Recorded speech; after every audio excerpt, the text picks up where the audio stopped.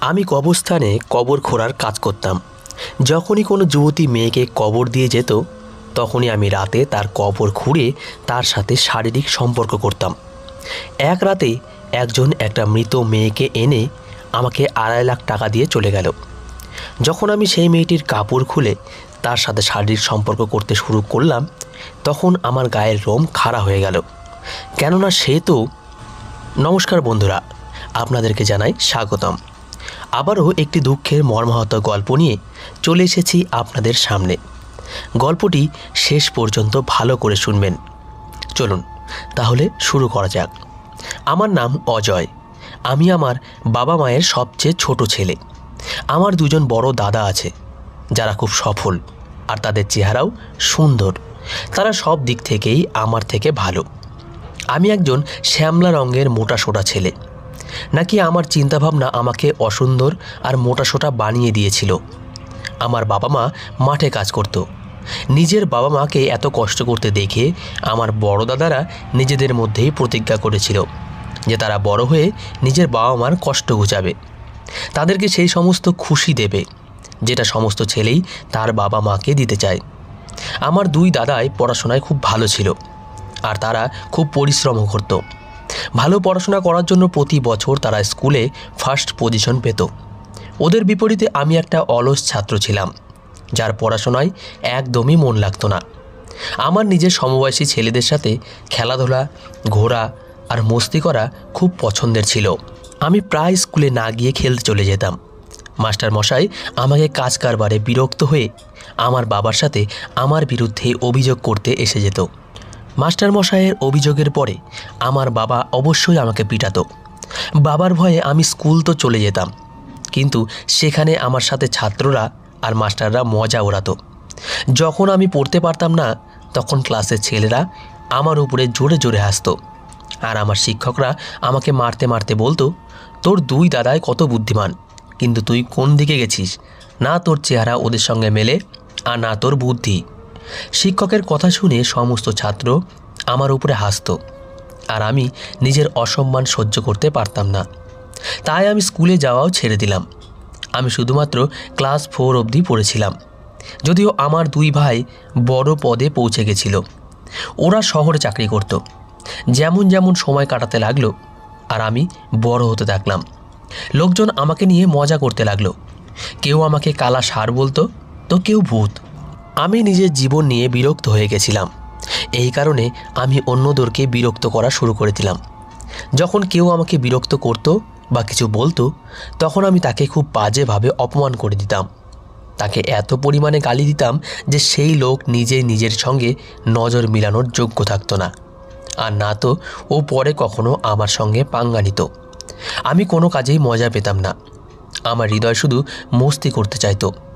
যদিও আমার বাবা কষ্ট করে টাকা ইনকাম করে আনতো, আর আমি তার টাকার উপরে মজা করতাম। তাই আমার বাবা আমার উপরে চিৎকার করতে থাকতো। অনেকবার তো খাওয়ার সময় আমাকে অপমান করে কথা শোনাতো, আর বলতো, তুই কার মতো হয়েছিস? আমার বড় দুই ছেলে সরকারি চাকরি করে, কিন্তু তুই কোন কাজের? তুই তো কোনো কাজেরই না। তুই না পড়াশোনা করেছিস, না কোনো কাজ করতে পারিস, আর তার উপরে তোর চেহারাও এমন। আমি বাবার এই কটু কথাও আরামসে শুনে নিতাম, কেননা আমি লোকের এত কথা শুনেছি যে আমার কোনো কথাতেই কোনো পার্থক্য হতো না। আমার বাবা মা আমার এই নির্লজ্জতা দেখে আমার উপরে বিরক্ত হয়ে যেতেন। কখনো কখনো বাবা আমাকে মারতে মারতে বলতো, অজয়, তোর চামড়া এত মোটা কেন? কোনো কথাই তোর চামড়ায় ঢোকে না। মা যখন আমাকে এভাবে মার খেতে দেখত, তখন খুব কাঁদত। যদিও আমি কোনো কাজেরই না, আর না তো তার অন্য ছেলেদের মতো সফল আর যোগ্য ছিলাম, কিন্তু তারপরেও মা আমাকে খুব ভালোবাসত। সে আমাকে সব সময় বোঝাতে থাকতো, অজয়, তুই নিজের জন্য কিছু কর। আমি আর তোর বাবা সব সময় তোর সাথে থাকবো না। আমাদের পরে তুই কি করবি? না তো তুই পড়াশোনা জানিস, আর না তো তুই কোনো কাজ করতে পারিস।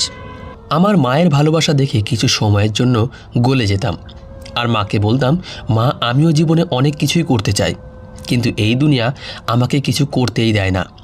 এই দুনিয়া আমাকে এটুকু উপযুক্ত মনে করে না যে আমি কিছু করতেও পারি। এখন আমি বেকার, তাই তো এই লোকেরা আমাকে শান্তিতে বাঁচতে দেয় না। এরকম নয় যে আমার লোকেদের বা বাবা মায়ের কথা আমার উপরে কোনো প্রভাব ফেলতো না, কিন্তু আমি চুপচাপ সব কিছু সহ্য করে নিতাম। আমি আমার আশেপাশের লোকেদের আর নিজের বাবা মাকে এইটাই দেখাতাম যে তাদের কোনো কথাতেই আমার উপরে কোনো প্রভাব ফেলে না। ছোটবেলা থেকেই লোকজন আমার সাথে যা যা করেছে তাতে তারা আমার জীবন নষ্ট করে দিয়েছে। নিজেকে বরবাদ করার কারণ আমি নিজেও ছিলাম। হয়তো আমারই লোকেদের কথার গুরুত্ব দেওয়া উচিত হয়নি, কিন্তু এখন এসব ভেবে কী লাভ। এই কারণে আমি সব কিছু চুপচাপ সহ্য করে নিতাম, কিন্তু অন্যকে দেখাতাম যে এসব জিনিসে আমার এইটুকুও প্রভাব পড়ে না। এভাবেই আমি নিশ্চিন্ত জীবন কাটাতাম। কিন্তু জীবনের প্রথম ধাক্কা তখন খেলাম যখন আমার বাবা আমাদের ছেড়ে এই দুনিয়া থেকে চলে গেল। নিজের বাবার চলে যাওয়ায় আমি খুব বাজেভাবে ভেঙে পড়েছিলাম, কিন্তু সেই সময় আমি নিজেকে কোনো রকমভাবে সামলিয়ে নিই। দ্বিতীয় ধাক্কা মায়ের যাওয়ার খেলাম।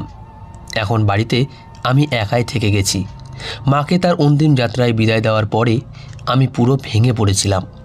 গ্রামের লোকেরা আমার দিকে করুণার চোখে তাকাতো আর বলতো, অজয়ের এখন কি হবে? ওর দুই দাদা তো শহরে থাকে, আর এই অলস আর অকর্মা তো কিছুই পারে না, এখন এর কি হবে? লোকেদের কথা শুনে আমি খুব বাজেভাবে ভেঙে পড়েছিলাম। কেউ আমার চোখের জল মোছানোর মতো ছিল না। উল্টা সবাই আমাকে করুণা দেখিয়ে আমার মজা নিচ্ছিল। আমার দুই দাদাও মা বাবার মৃত্যুর পরে অতিথির মতো এসেছিল, আর বাবা মায়ের কাজ শেষ করেই ফিরে চলে গেল। আমার দুই দাদাই একটা সান্ত্বনা দেওয়ার মতো শব্দও বলেনি আমাকে। তারা যেভাবে এসেছিল সেভাবেই ফিরে গেছিল। এখন আমি আমার এই ছোট বাড়িতে একলাই থেকে গেলাম। একাকিত্ব আমাকে ভয় পাইয়ে দিত। তারপরে না জানি কিভাবে আমার মদ খাওয়ার অভ্যাস হয়ে গেল, আর আমি দিনরাত মদ খেয়ে নিজের বাবা মাকে মনে করতাম। কিন্তু মদ খাওয়ার জন্য টাকার দরকার হয়, আর আমি আগে থেকেই অকর্মা। না আমি কোনো কাজ করতে পারতাম, আর না তো কেউ আমাকে কাজ দিত। সবাই আমাকে এটা বলেই তাড়িয়ে দিত যে তোর মতো কামচোর আর অকর্মার দ্বারা কিছুই হবে না। তার উপরে এখন তুই মাতাল হয়ে গেছিস। আমি লোকেদের মজা আর ধিক্কারের অভ্যস্ত হয়ে গেছিলাম। এই কারণে তাদের ধিক্কারে আমার মুখের উপরে একটুও প্রভাব পড়তো না। মদের নেশা আমাকে আমার অলসতা ছাড়তে বাধ্য করেছিল, কেননা মদ ছাড়া এখন আমার দিন পার হতো না, আর টাকা ছাড়া কেউ আমাকে সেটা দিত না। তাই নিজের এই নেশা পূরণ করার জন্য আমি জায়গায় জায়গায় কাজ চাইতে লাগলাম, কিন্তু প্রত্যেক জায়গাতেই আমাকে ধিক্কার শুনতে হয়েছে। কেউ হয়তো আমার অভাবী মুখ দেখে করুণা করে আমাকে কাজ দিয়েও দিত, কিন্তু দুদিন পরেই আমাকে কাজ থেকে বের করে দিত, কারণ আমি কোনো কাজই ঠিকভাবে করতে পারতাম না। সেই দিনও আমি চিন্তিত হয়ে বসেছিলাম। কাজ করতে চাইতাম, কিন্তু কেউই কাজ দিচ্ছিল না। তখনই আমার বাবার এক পরিচিত শরৎ কাকা আমার কাছে এলো আর জিজ্ঞেস করলো, তোর কি হয়েছে অজয়? তোকে খুব উদাস লাগছে, মনে হচ্ছে অনেক দিন থেকে না খেয়ে আছিস। শুধু শরৎ কাকা কেন, পুরো গ্রাম জানতো যে আমি মদ খাই। তাই আমি বললাম, কাকা আমার কোনো কাজের প্রয়োজন, কিন্তু কেউই আমাকে কাজ দেয় না। আমি তাকে এটা বলিনি যে আমার মদ খাওয়ার জন্য কাজ চাই, না হলে কাকাও আমাকে কাজ দিত না। আমার কথা শুনে শরৎ কাকা বলতে লাগলো যে একটা কাজ আছে, কিন্তু কাজটা কিছুটা অদ্ভুত। যদি তুই করতে পারিস তাহলে বল, আমি এক্ষুনি পাইয়ে দেব। শরৎ কাকার কথা শুনে আমার চোখ চকচক করে উঠল। সেই সময় আমাকে যা করতে বলতো সেটাই করতে আমি রাজি ছিলাম। তাই আমি খুশি হয়ে কাকাকে বললাম, আপনি শুধু বলুন, আমি সব কিছু কাজ করতে রাজি আছি। আমার খুশি দেখে কাকা আমাকে বলল, তোকে খুব বেশি কিছু করতে হবে না, ব্যাস শুধু কবরস্থানের খেয়াল রাখতে হবে, আর মরা এলে কবর খুঁড়তে হবে। তার কথা শুনে আমি খুশি হয়ে গেছিলাম। এই কাজটা আমার জন্য খুব সহজ ছিল, আর আমি এটা নিজের মতো করে করতে পারতাম। এই কারণে আমি তাড়াতাড়ি হ্যাঁ করে দিলাম। এখন আমি খুব খুশি খুশি এই কাজ করতে লাগলাম। কবর খোঁড়ার জন্য আমি ভালোই টাকা পেয়ে যেতাম, যা দিয়ে আমার কাজ চলে যেত। জীবন এভাবেই আরামে কাটাচ্ছিলাম।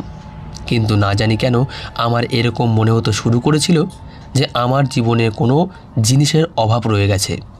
আর এই অভাবটা কি সেটা আমি খুব তাড়াতাড়ি বুঝে গেলাম। আমার হৃদয় চাইতো যে আমি কাউকে বিয়ে করে নেই। আমাকে ভালোবাসার মতো কোনো মেয়ে থাকুক, যে আমাকে সত্যিকারের ভালোবাসবে আর আমার শারীরিক খিদা মেটাবে। আমি আমার পরিচিতদের সঙ্গে বিয়ের কথা বললাম। তখন আবার একবার লোকজন আমার মজা উড়াতে লাগলো। শরৎ কাকা আমার মজা উড়াতে উড়াতে আমাকে বলল, তোর মতো মাতালকে কে নিজের মেয়ে দেবে? একে তো তুই কোনো ঢঙের কাজ করিস না, তার উপরে তুই মাতাল, অজয়, আমার মনে হয় না যে কেউ তোকে নিজের মেয়ের বিয়ে দেবে। শরৎ কাকার কথা শুনে আমি উদাস হয়ে গেছিলাম, কিন্তু একদিক থেকে তার কথা ঠিকই ছিল। আমার মতো নিষ্কর্মা আর মাতালকে কে নিজের মেয়ে দেবে? এখন আমার নিজেরও বিয়ে হওয়া অসম্ভব হতে লাগলো। কিন্তু আমার মনের খিদে দিনের পর দিন বেড়েই যাচ্ছিল। একদিন আমি একটা কবর খুঁড়ে এক সাইডে দাঁড়িয়েছিলাম। তখনই দেখলাম কিছু লোক একটা মেয়েকে কবর দেওয়ার জন্য কবরের ভেতরে নামাচ্ছে। সেই মেয়েটাকে দেখে না জানি আমার কি হয়েছিল। আমি সেই লোকেদের যাওয়ার পরে রাতের অন্ধকারে সেই কবর আবারও খুঁড়তে লাগলাম। এরপরে আমি সেই মৃত মেয়ের সাথে নিজের শারীরিক তৃষ্ণা মিটালাম। এখন প্রায়ই এরকম হতে শুরু করেছিল। যখনই কোনো যুবতী মেয়ের কবর দিয়ে যেত, তখনই মাঝরাতে আমি আবারও সেই কবর খুঁড়তাম আর সেই মৃত শরীরকে বাইরে বের করে তার সাথে শারীরিক সম্পর্ক বানাতাম। এভাবে আমার জীবন কাটছিল। কেউ কেউ বলতো যে অজয় পাগল হয়ে গেছে, যে দিন রাত কবরস্থানে পড়ে থাকে। কেউ বলতো এর উপরে প্রেতাত্মা ভর করেছে। কিন্তু আমি লোকেদের কথাকে পাত্তা দিতাম না আর নিজের কাজ নিয়েই থাকতাম। এখন আমার নিজের জীবন নিয়ে খুব মজা আসতে শুরু করেছিল। সেই সন্ধ্যায়ও আমি কবরস্থানে বসেছিলাম। কিছুদিন দেখে কবর খোঁড়ার কাজ পাচ্ছিলাম না। এই কারণে আমার কাছে মদ খাওয়ারও টাকা ছিল না। কবরস্থানের চতুর্দিকে নিস্তব্ধতা, আমি সেখানকার শান্ত আবহাওয়ায় হারিয়ে গিয়েছিলাম। তাই তো বুঝতেই পারিনি যে কখন সন্ধ্যা থেকে রাত হয়ে গেছিল। রাতের অন্ধকারে জানোয়ারের আওয়াজ শুনে আমি সময়ের অনুভব করতে পারলাম। তাই আমি সেখান থেকে উঠে নিজের বাড়ির দিকে যেতে শুরু করেছিলাম। সবে মাত্র আমি কয়েক পা এগিয়েছিলাম, তখনই একটা গাড়িকে স্পিডে আসতে দেখলাম। রাতের এই সময় গাড়িকে এখানে আসতে দেখে আমি বুঝে গেলাম যে কোনো এমার্জেন্সি আছে। তাই সেখানেই দাঁড়িয়ে রইলাম। গাড়ি হঠাৎ করেই আমার পায়ের কাছে এসে থামল। এরপরে সেই গাড়ি থেকে একটা লোক নেমে এলো, যাকে দেখে শিক্ষিত লোক বলে মনে হচ্ছিল। এরপরে সেই লোকটা বলল যে আমাকে বিদেশে যেতে হবে। এখানে কি কোনো কবর খোঁড়ার লোক পাওয়া যাবে? আমি সেই লোকটার কথা শুনে খুশি হয়ে বললাম, দাদা, আপনি সঠিক লোকের কাছে এসেছেন। আমি নিজেই কবর খুঁড়ি। আমার কথা শুনে সেই লোকটা খুশি হয়ে আমাকে বলতে লাগলো যে তুমি এই লাশটাকে বাইরে বের করো। আমি সেই লোকটার কথা মেনে গাড়ির পেছনে সিটের উপরে সাদা কাপড়ে ঢাকা যে লাশ ছিল সেটাকে বাইরে বের করলাম। সেই লোকটার মুখ দেখেই তাকে ঘাবড়িয়ে আছে বলে মনে হচ্ছিল। তাকে দেখেই মনে হচ্ছিল যেন সে কাউকে মেরে এসেছে আর এখন নিজের অপরাধ লুকাতে চাইছে। আমি তার ঘাবড়ানো মুখের দিকে তাকিয়ে জিজ্ঞেস করলাম, দাদা, আপনি একা কেন? আপনার কি কোনো আত্মীয় স্বজন নেই? আমার কথা শুনে সে কিছু সময়ের জন্য ভ্যাপাচাকা খেয়ে গেল। তারপরে বলতে লাগলো, আমি পাশের গ্রামের ডাক্তার। আমি এমার্জেন্সি কাজে বাইরে যাচ্ছিলাম, এই কারণেই কাউকে ডাকতে পারিনি। লোকটার হাবভাব দেখেই আমি বুঝে গেছিলাম যে কোনো না কোনো গড়বড় অবশ্যই আছে। কিন্তু আমি কিছুই বললাম না, কেননা আমার টাকার খুব দরকার। আর যদি আমি কবর খুঁড়ি তবে কিছু টাকা পাবো। এরপরে সেই ডাক্তার নিজের পকেট থেকে একটা খাম বের করে আমাকে বলতে লাগলো, এতে অনেক টাকা আছে, আর কেউ যেন এই কথাটা জানতে না পারে। আমি নিজের চকচক করে ওঠা চোখে সেই লোকটার কাছ থেকে টাকায় ভরা খামটা নিয়ে নিলাম আর তাকে ভরসা দিলাম যে আমি এই কথাটা কাউকেই জানতে দেব না। সেই ডাক্তার আমাকে পুরো 2.5 লাখ টাকা দিয়ে সে মৃত মেয়েটাকে আমার দায়িত্বে রেখে যেভাবে এসেছিল সেভাবেই গাড়ি নিয়ে ফিরে গেল। এতগুলো টাকা একসাথে দেখে খুশিতে পাগল হয়ে আমি তখনই কবর খুঁড়তে শুরু করে দিলাম। এরপরে আমি সেই মেয়েটাকে কবর দিতেই যাচ্ছিলাম, তখনই আমার মনে একটা খেয়াল এলো আর আমি নিজের চকচক চোখে সেই মেয়েটার মুখের কাপড় সরালাম। সেই মেয়েটাকে দেখে কিছু সময়ের জন্য আমি পাথরের মতো হয়ে গেলাম, কেননা তাকে কোনো পরী বা অপ্সরার থেকে কম মনে হচ্ছিল না।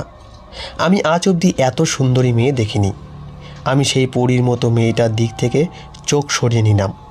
তারপর ওর শরীরের উপরে থাকা কাপড় সরিয়ে তার সাথে শারীরিক সম্বন্ধ করতে লাগলাম। সবেমাত্র আমার 5 মিনিট হয়েছিল, তখনই আমি একটা অদ্ভুত শব্দ শুনতে পেলাম, যাতে আমার গায়ের লোম খাড়া হয়ে গেল। আমি খুব ভয় পেয়ে গেছিলাম, কেননা যে মেয়েটাকে মৃত মনে করে তার সাথে শারীরিক সম্বন্ধ করছিলাম সে জীবিত ছিল। সে খুব বাজেভাবে গোঙাচ্ছিল, যেন তার খুব কষ্ট হচ্ছে। সেই মেয়েটাকে জীবিত দেখে আমার পায়ের নিচ থেকে মাটি বেরিয়ে গেল। সেই মেয়েটার নিঃশ্বাস ধীরে ধীরে চলছিল। আমি খুব বাজেভাবে ঘাবড়ে গেছিলাম। এর আগে আমি সেখান থেকে পালিয়ে যেতাম, সেই মেয়েটা উঠে বসলো আর আমাকে বলতে লাগলো, প্লিজ এখান থেকে এইভাবে পালিয়ে যেও না। সেই অপ্সরার জ্ঞান ফিরে এসেছিল, আর তার কথা বলার ঢঙেই বোঝা যাচ্ছিল যে সে কোনো শিক্ষিত মেয়ে। আমি সেই সুন্দরী মেয়ে শরীরের দিকে নজর হটিয়ে বললাম, আমি তোমার কোনো সাহায্য করতে পারবো না। এরপরে মেয়েটি আমার সামনে হাত জোর করে অনুনয় বিনয় করেছিল, আর বারবার আমাকে এইটাই বলছিল যে আমার খুব ভয় করছে, প্লিজ আমাকে সাহায্য করুন। মেয়েটার প্রতি আমার দয়া এসে গেল, আমার পাথর হৃদয় গলে গেল। তারপরেও আমি কিছুটা রাগীর স্বরে জিজ্ঞেস করলাম, আমি কিভাবে তোমাকে সাহায্য করতে পারি? সে কান্না করতে করতে আমাকে বলতে লাগলো, তুমি আমাকে তোমার সাথে তোমাদের বাড়িতে নিয়ে চলো। যদি আমি এখানে থাকি তাহলে ভয়ের চোটেই মরে যাব, আর যদি এখান থেকে বাইরে বেরোই তাহলে সেই জল্লাদ আমাকে মেরে ফেলবে। তাই তুমি আমাকে তোমার সাথে নিয়ে চলো। তার কথা শুনে আমি তার গায়ে আমার চাদর দিয়ে দিলাম, আর তাকে নিজের সাথে বাড়িতে নিয়ে এলাম। কপাল ভালো যে এটা মাঝরাতে, না হলে তো গ্রামের সবাই জানতে পেরে যেত যে আমি একটা মেয়েকে আমার বাড়িতে নিয়ে এসেছি, আর তাহলে গ্রামের লোকেরা আমাকে মারতে মারতে গ্রাম থেকে বাইরে বের করে দিত, আর যেটুকু সম্মান বেঁচে ছিল তাও শেষ হয়ে যেত। সারা রাত আমি মদ খেতে থাকলাম, আর সেই মেয়েটা আমার বাড়িতে আমার অনুপস্থিতিতে না জানি কী করছিল। পরের দিন দুপুরবেলা যখন আমার নেশা কাটলো তখন আমি বাড়িতে চলে এলাম। কালকে রাতে কি হয়েছিল আমার কিছুই মনে ছিল না, হয়তো নেশার কারণে আমি সব কিছু ভুলে গেছিলাম। সবে গিয়ে আমি আমার বিছানাতে ঘুমিয়েছিলাম, তখনই আমি কারো কান্না করার আওয়াজ শুনতে পেলাম। আমি যখন সেই আওয়াজের দিকে গেলাম তখন দেখলাম সেই মেয়েটা কোণে বসে কান্না করছে। তাকে কান্না করতে দেখে আমার মুড খারাপ হয়ে গেল, তাই আমি কঠিন স্বরে তাকে জিজ্ঞেস করলাম, কি হয়েছে, কান্না করছো কেন? আমার স্বর শুনে মেয়েটা ভয় পেয়ে গেল, আর আমাকে বলল, আমার খুব খিদে পেয়েছে, আমি 2 দিন থেকে কিছুই খাইনি। তার কথা শুনে আমি টেনশনে পড়ে গেলাম। আমার নিজের উপর খুব রাগ হচ্ছিল, এ কোন বিপদ আমি বাড়িতে নিয়ে এসেছি। বিরক্তি হয়ে বিছানা থেকে উঠে বাড়ি থেকে বেরিয়ে এলাম। সেই ডাক্তার আমাকে যে টাকা দিয়েছিল তার থেকে কিছু টাকা দিয়ে আমি বাড়ির জন্য বাজার নিয়ে এলাম, সাথে সেই মেয়েটার জন্য কিছু খাবার জিনিসও নিয়ে এলাম। যখন আমি সেই জিনিসগুলো মেয়েটাকে দিলাম তখন মেয়েটা ওই জিনিসগুলোর উপরে এমনভাবে হামলা পড়ল যেন জীবনে প্রথমবার কিছু খেতে পাচ্ছে। কিছুদিন এভাবেই কেটে গেল। সেই মেয়েটা আমার বাড়িতেই থাকছিল, আর আমি নিজের জায়গায় মানে দিনরাত কবরস্থানে থাকতাম। যখন কখনো আমার বাড়ির কথা মনে পড়তো তখন আসতাম। সেই দিন রাতের বেলা আমার বাড়ির কথা মনে পড়তে লাগলো, তাই আমি নিজের বাড়িতে চলে এলাম। কিন্তু বাড়ির সামনে তো একটা অন্যই তামাশা লেগে গেছিল। কিছু লোক আমার বাড়ির সামনে দাঁড়িয়ে সেই মেয়েটাকে জিজ্ঞেস করছিল যে তুমি কে, আর তুমি অজয়ের মতো মাতালের ঘরে কি করছো? একজন মহিলা ওই মেয়েটাকে জিজ্ঞেস করছিল, অজয় কি তোমাকে কোথা থেকে ভাগিয়ে নিয়ে এসেছে, নাকি তোমাকে কোথা থেকে কিডন্যাপ করে নিয়ে এসেছে? কিন্তু মেয়েটা এদের কথার উত্তর দেওয়ার বদলে কান্না করছিল। আমার এই মেয়েটার সাথে না তো কোনো সম্পর্ক ছিল, আর না তো আমি এর সাথে কোনো সম্পর্কে জড়াতে চাইতাম। কিন্তু তারপরেও আমার ওই মেয়েটার উপরে দয়া এলো। আমি তাই বাড়ির সামনে জমা ভিড়কে চিৎকার করে এখান থেকে চলে যেতে বললাম। তাদের বললাম, কি তামাশা লাগিয়ে রেখেছো তোমরা? কেন এই বেচারিকে বিরক্ত করছো? আমার কথা শুনে গ্রামের লোকেরা উল্টা আমার উপরে চিৎকার করতে লাগলো। তাদের মধ্যে একজন লোক আমাকে বলছিল, তুই বল কে এই মেয়ে, আর তোর বাড়িতে কি করছে? তুই কোথা থেকে এই মেয়েটাকে কিডন্যাপ করে এনেছিস? সেই লোকটার কথা শুনে এত রেগে গেছিলাম যে আমার মন করছিল এখনই একে মেরে ফেলি। এরপরে যখন সেই লোকটার মারার জন্য তার দিকে এগিয়ে গেলাম তখনই সেই মেয়েটা আমার হাত ধরে নিল, আর আমাকে বলল, প্লিজ এই সব করো না। যে আমি কখনো কারোর একটা কথা শুনতাম না, মেয়েটার কথা শুনে সেই আমার রাগ ঠান্ডা হয়ে গেল। তাই আমি তখনকার মতো চুপ হয়ে গেলাম। কিন্তু আমার গ্রামের লোকেরা চুপ হলো না, তারা আমার উপর বিভিন্ন অভিযোগ লাগাতে লাগলো। তখন সেই মেয়েটা নিজের মুখ খুলল, আর সেই লোকেদের বলল যে অজয় আমাকে কিডন্যাপ করেনি, বরং আমার জীবন বাঁচিয়েছে, আর অজয় আমার জন্য অপর কেউ নয়, আমার স্বামী। সেই মেয়েটার কথা শুনে আমি এক মুহূর্তের জন্য হতবাক হয়ে গেলাম। বুঝতে পারছিলাম না যে আমি কি বলবো আর কি করব। মেয়েটা সবাইকে চুপ করে দিয়েছিল, কিন্তু আমার গ্রামের লোকেরা হয় এই কথাটা বুঝতে পারেনি, আর না হলে তাদের পছন্দ হয়নি। কিন্তু এই কথার পরে তারা কিছুই বলতে পারেনি, তাই তারা চুপচাপ যেভাবে এসেছিল সেভাবেই ফিরে গেল। আর সেই মেয়েটার উপরে খুব রেগে গেছিলাম আর তার হাত ধরে চিৎকার করতে করতে তাকে নিয়ে গেলাম। তারপরে তাকে চিৎকার করে বললাম, তুমি বাইরে সবার সামনে কী সব উল্টাপাল্টা কথা বলছিলে। আমাকে রাখতে দেখে সেই মেয়েটা ভয় পেয়ে গেল আর ভয়ে ভয়ে আমাকে বলল, তাহলে তুমি আমার এই মিথ্যাটাকে সত্যিতে বদলে দাও, আমাকে বিয়ে করে নাও। আমার মনে হচ্ছিল যে ওই মেয়েটা পাগল হয়ে গেছে, তাই তো এই সব উল্টাপাল্টা কথা বলছে। সে হয়তো নিজেই জানতো না যে সে কোনো অপ্সরার থেকে কম না আর আমি তার পায়ের ধুলার যোগ্যও না। তাই আমি রেগে গিয়ে তাকে বললাম, তোমার মাথা খারাপ হয়ে গেছে, তুমি আগে নিজের চিকিৎসা করাও। আমার কথা শুনে সে বলতে লাগলো, আমি পুরো ঠিক আছি আর আমি তোমাকে বিয়ে করতে চাই। অজয়, আমি তার মুখ থেকে নিজের নাম শুনে অবাক হয়ে গেলাম, কারণ আমি কখনোই ওই মেয়েটাকে নিজের নাম ভুলিনি আর না তো আমার তার সাথে 2-3 বারের বেশি দেখা হয়েছিল। আমি সেই মেয়েটাকে ভয় পাওয়ানোর জন্য বললাম যে তুমি জানো আমি খুবই খারাপ একজন মানুষ আর চেহারার মতো আমার চরিত্র খুব খারাপ, আর আমি তোমার মতো পড়াশোনাও জানি না আর না তো আমি কোনো কাজের। আমার কথা শুনে সেই মেয়েটা আমার মুখের দিকে দেখতে লাগলো। ওর নজর নিজের উপরে অনুভব করে আমার খুব অদ্ভুত লাগছিল। এরপরে সে আমাকে বলল, আমি জানি তুমি ভালো মানুষ, এই কারণে আমি তোমাকে পছন্দ করেছি। ওর কথা শুনে আমি খুবই অবাক হয়েছিলাম। আমাকে আজ অবধি কেউ ভালো মানুষ বলেনি, এমনকি আমার মা বাবাও না। তাহলে ও কিভাবে আমাকে ভালো মানুষ মনে করতে পারে? আমি সেই মেয়েটির উপরে চিৎকার করে উঠলাম আর বললাম, তুমি জানো না সত্যি আমি একজন জঘন্য মানুষ, আমি দিনরাত নেশা করি আর মৃত মেয়েদের সাথে। সেই মেয়েটা আমার কথা পুরো হতে দিল না, বরং আমাকে বলতে লাগলো, হ্যাঁ আমি জানি সেদিন তুমি আমার সাথে কি করেছিলে, কিন্তু আমি এইটাও জানি যে তুমি একজন ভালো মানুষ। আমি সেই মেয়েটার ওপর এমন আত্মবিশ্বাস দেখে হতবাক হয়ে গেলাম। তখন সে আমাকে অবাক করে দিয়ে বলতে লাগলো, আমি এতদিন থেকে তোমার বাড়িতে থাকছি, কিন্তু তুমি একবারও আমার দিকে চোখ উঠিয়ে দেখোনি। যদি তুমি খারাপ হতে তাহলে তুমি আমার ফায়দা উঠাতে চাইতে। সেই মেয়ে যাকে আমি মাত্র কয়েকদিন থেকে জানি, সে আমার উপরে ভরসা করছে। আমি খুব মুশকিলে পড়ে গেলাম যে আমার কি করা উচিত আর কি না। তখনই ওই মেয়েটা আমার মায়ের রাখা সিঁদুর নিজের হাতে নিয়ে আমাকে বলতে লাগলো, এই সিঁদুর আমার কপালে পরিয়া আমার মান রাখো। সেই মুহূর্তটা আমার জীবনের সবচেয়ে সুন্দর মুহূর্ত ছিল। ভগবান প্রথমবারের জন্য আমাকে ভালো কিছু দিয়েছেন। আমি কিছুটা চিন্তাভাবনা করার পরে সেই মেয়ের কপালে সিঁদুর পরিয়ে দিলাম। মেয়েটা আমার দিকে হেসে তাকিয়ে আমার বিছানায় গিয়ে বসলো। হৃদয়ে ওর জন্য অদ্ভুত একটা অনুভূতি এসেছিল। তারপর আমি তার কথা মতো মন্দিরে 7 পাক ঘুরলাম আর ওকে চিরজীবনের মতো নিজের করে নিলাম। কিন্তু আমি এটা বুঝতে পারছিলাম না যে ওই মেয়েটা, যার নাম আমি এখনও অবধি জানি না, সে কেন আমাকে পছন্দ করলো। আমি তো তার পায়ের ধুলোর যোগ্যও না। আমার সমস্ত দুনিয়া খারাপে ভরা ছিল আর ও একটা সুন্দরী মেয়ে।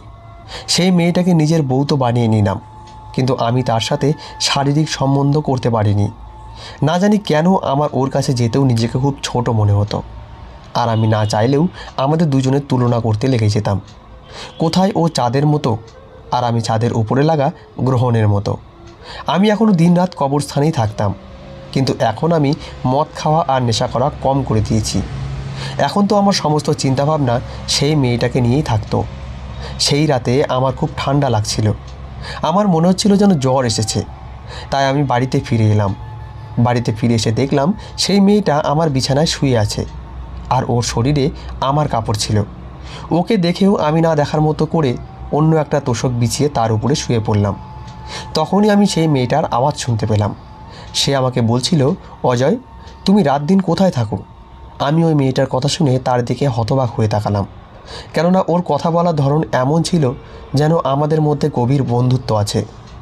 আমি কোনো চিন্তাভাবনা না করেই বললাম, আমি কবরস্থানে থাকি আর কবর খোঁড়ার কাজ করি। আমার কথা শুনে সে আবার আমাকে বলল, তুমি নেশা করো কেন? যদিও তুমি একটা খুব ভালো মানুষ। আমার সেই সময় খুব ঘুম পাচ্ছিল, তাই আমি কিছুটা বিরক্ত হয়ে বললাম, নিঃসঙ্গ আর একাকিত্বে মানুষ এই সব কিছুই করে। এরপরে আমার মাথায় একটা খেয়াল এলো, তাই আমি নিচের জায়গায় উঠে বসলাম আর তাকে বললাম, এখন তুমি আমাকে বলো, তুমি আমাকে বিয়ে করেছো কেন? যদিও তুমি আমার সমস্ত খারাপ অভ্যাসের ব্যাপারে জানতে। আমার কথা শুনে সে আমার মুখের দিকে তাকালো আর সেভাবেই তাকিয়ে থেকে নিজের বিছানা থেকে উঠে আমার কাছে এসে বসে পড়ল আর বলতে লাগলো, অজয় আমি একটা শিক্ষিত ভদ্র পরিবারের মেয়ে, আমার নাম মায়া। আমার বাবা মা খুব বড়লোক। তারা এত বড়লোক যে তাদের কাছে টাকা পয়সার কোনো হিসাব ছিল না, কিন্তু তাদের কাছে সময় ছিল না। আমি খুব ধ্যান দিয়ে তার কথা শুনছিলাম। যখন সে কথা বলতো তখন আমার এরকম মনে হতো যেন ওর কথা শুধু শুনতেই থাকি। আমি আমার বাবা মায়ের সঙ্গ পাওয়ার জন্য, তাদের ভালোবাসা পাওয়ার জন্য দিনরাত ছটফট করতে থাকতাম, কিন্তু আমি সেসব কিছু পেতাম না। এরপরে আমার জীবনে গোবিন্দ নামের একটা ছেলে এলো। সে ডাক্তার ছিল। সে আমাকে অনুভব করালো যে ও আমাকে খুব ভালোবাসে। আমি তো আগে থেকেই কারো সত্যিকারের ভালোবাসা পাওয়ার জন্য ছটফট করছিলাম। যখন গোবিন্দ আমাকে নিজের ভালোবাসার কথা বলল, তখন আমি না করতে পারলাম না। আমি আমার বাবা মাকে আমার আর গোবিন্দর ভালোবাসার ব্যাপারে বলে দিলাম। আমার বাবা মা আমার পছন্দের ওপরে কোনো আপত্তি করেনি। তারা কোনো খোঁজ খবর না নিয়েই আমার এই সম্বন্ধ মেনে নিয়েছিল।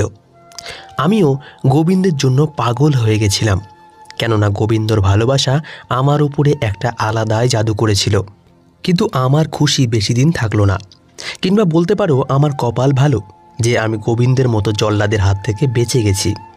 সেই দিন আমি গোবিন্দর সঙ্গে দেখা করতে ওর হাসপাতালে এসেছিলাম, কিন্তু ও কোনো সার্জারিতে ব্যস্ত ছিল।